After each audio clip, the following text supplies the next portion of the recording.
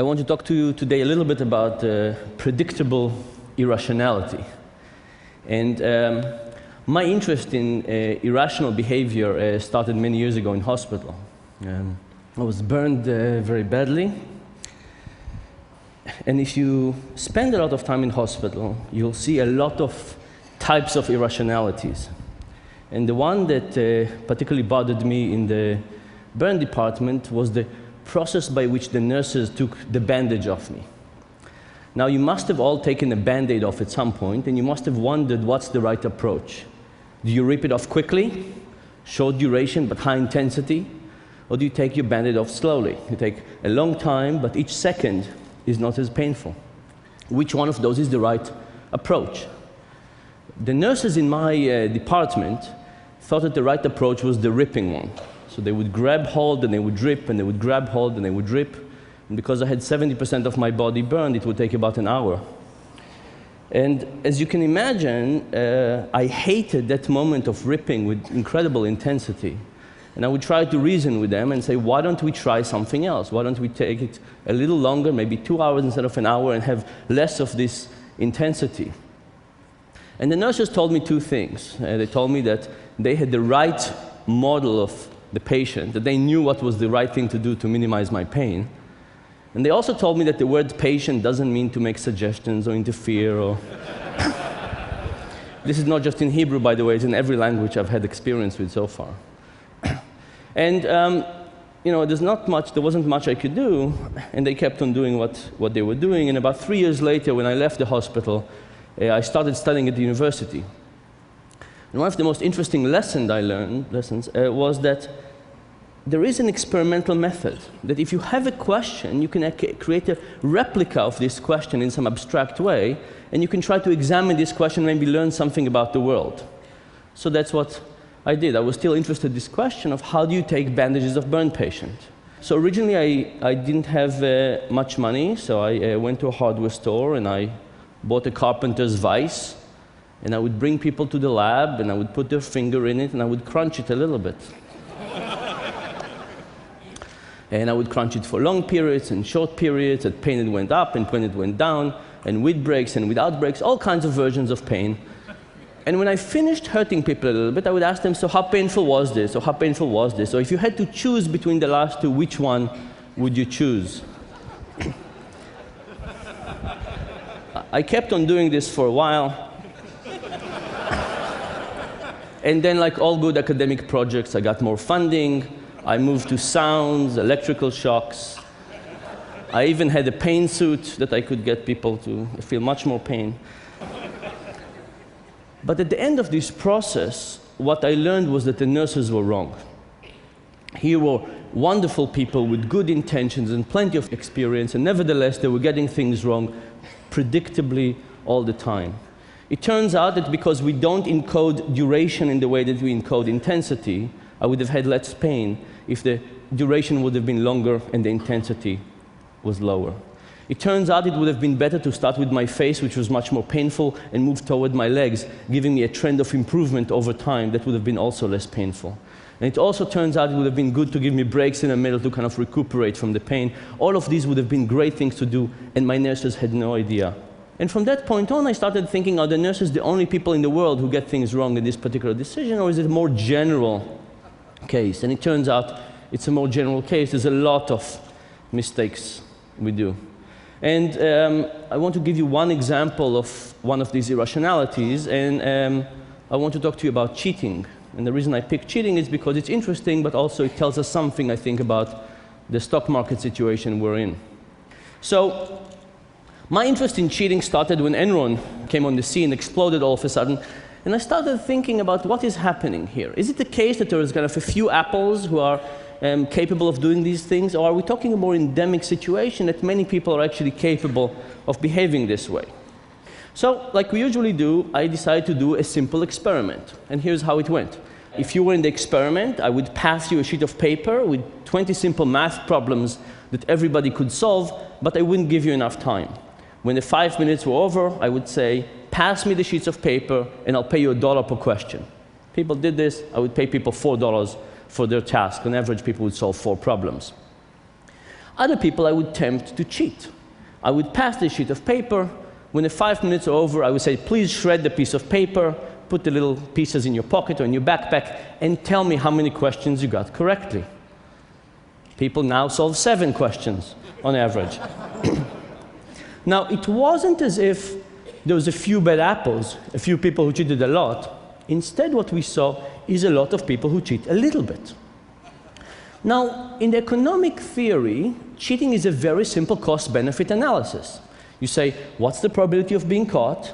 How much do I stand to gain from cheating? And how much punishment would I get if I get caught? And you weigh these options out, you do the simple cost-benefit analysis, and you decide whether it's worthwhile to commit the crime or not. So we tried to test this. For some people, we varied how much money they could get away with, how much money they could steal. We paid them 10 cents per correct question, 50 cents, $1, $5, $10 per correct question. You would expect that as the amount of money on the table increases, people would cheat more, but in fact, it wasn't the case. We got a lot of people cheating, but still by a little bit. What about the probability of being caught? Some people shredded half the sheet of paper, so there was some evidence left. Some people shredded the whole sheet of paper. Some people shredded everything, went out of the room, and paid themselves from a ball of money that had over $100. You would expect that as the probability of being caught goes down, people would cheat more, but again, this was not the case. Again, a lot of people cheated just by a little bit, and they were unsensitive to these economic incentives. So we said, if people are not sensitive to the economic rational theory explanations, to these forces, what could be going on? And we thought maybe what is happening is that there are 2 forces. At one hand, we all want to look at ourselves in the mirror and feel good about ourselves. So we don't want to cheat. On the other hand, we can cheat a little bit and still feel good about ourselves. So maybe what is happening is that there's a level of cheating we can't go over, but we can still benefit from cheating at a low degree as long as it doesn't change our impressions about ourselves. We call this like a personal fudge factor. Now, how would you test a personal fudge factor? Initially, we said, what can we do to shrink the fudge factor? So we got people to the lab, and we said, we have 2 tasks for you today. First, we asked half the people to recall either 10 books they read in high school or to recall the 10 commandments. And then we tempted them with cheating.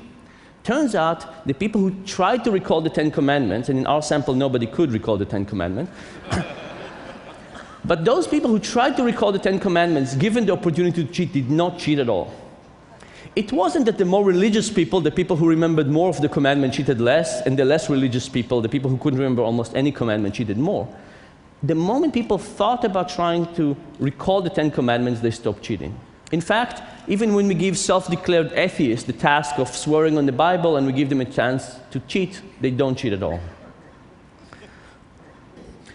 Now, 10 commandments is something that is hard to bring into the education system, so we said, why don't we get people to sign the honor code? So we got people to sign. I understand that this short survey falls under the MIT honor code. Then they shredded it, no cheating whatsoever. And this is particularly interesting because MIT doesn't have an honor code.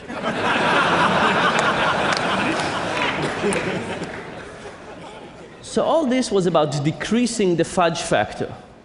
What about increasing the fudge factor? The first experiment, I walked around MIT and I distributed 6 packs of Cokes in the refrigerators. These were common refrigerators for the undergrads. And I came back to measure what we technically call the half-lifetime of Coke. How long does it last in the refrigerators? And you can expect it doesn't last very long. People take it. In contrast, I took a plate with 6 $1 bills, and I left those plates in the same refrigerators. No bill was ever disappeared. Now, this is not a good social science experiment. So to do it better, I did the same experiment as I described to you before. A third of the people, we passed the sheet, they gave it back to us. A third of the people, we passed it, they shredded it, they came to us and said, Mr. Experimenter, I solved X problems, give me X dollars. A third of the people, when they finished shredding the piece of paper, they came to us and said, Mr. Experimenter, I solved X problems, give me X tokens. We did not pay them with dollars, we paid them with something else.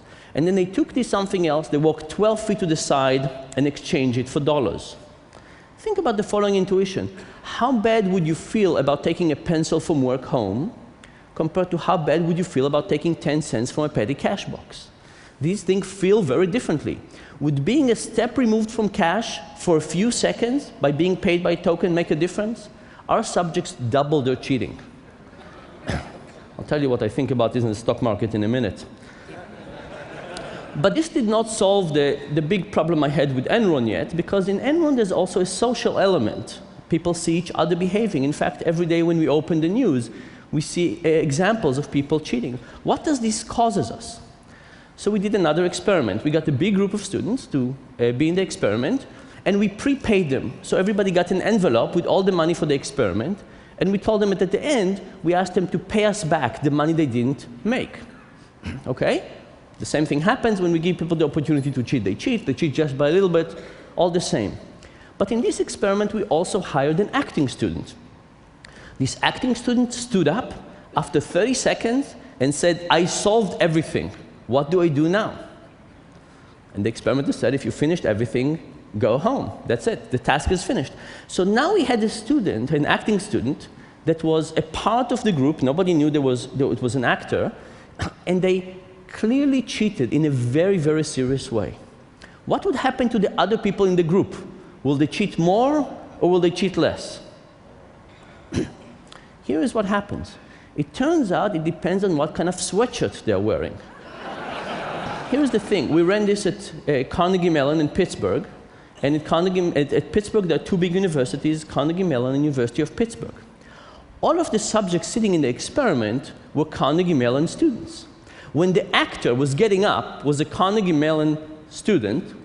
He was actually a Carnegie Mellon student, but he was a part of their group. Cheating went up. But when he actually had the University of Pittsburgh sweatshirt, cheating went down.